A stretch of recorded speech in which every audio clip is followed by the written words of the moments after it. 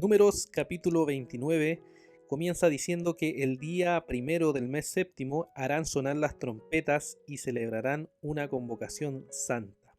Ese día nadie debe hacer ningún trabajo.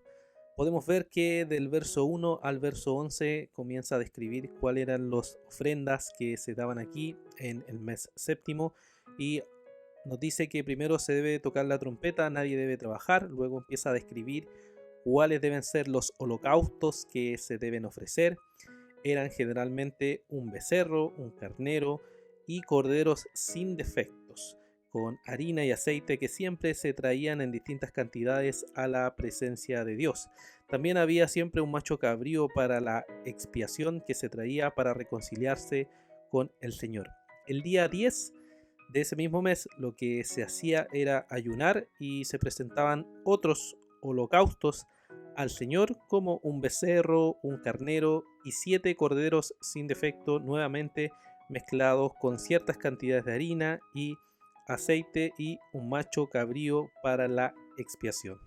Luego, si observamos el capítulo del versículo 12 al versículo 40, vemos que el día 15 del mes se hace nuevamente una santa convocación y nadie debe trabajar.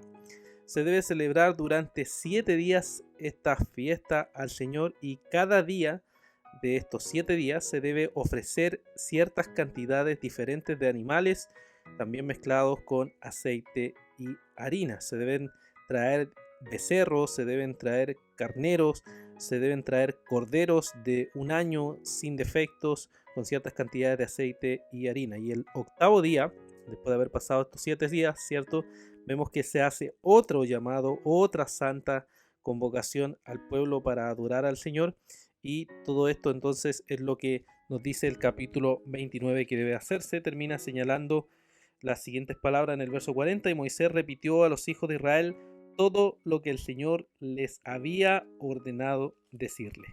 ¿Qué podemos entonces, hermanos, meditar acerca de este capítulo?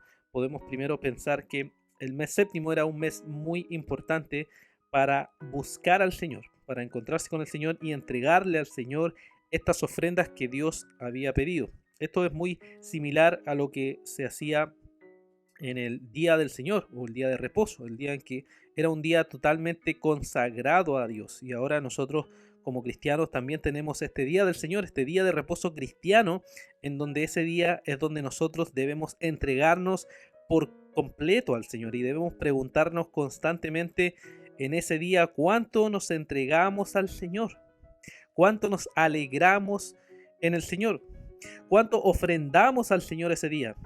¿Cuánto ofrendamos en tiempo, en compromiso, en dedicación? ¿Es un día en el cual te preparas para adorar al Señor?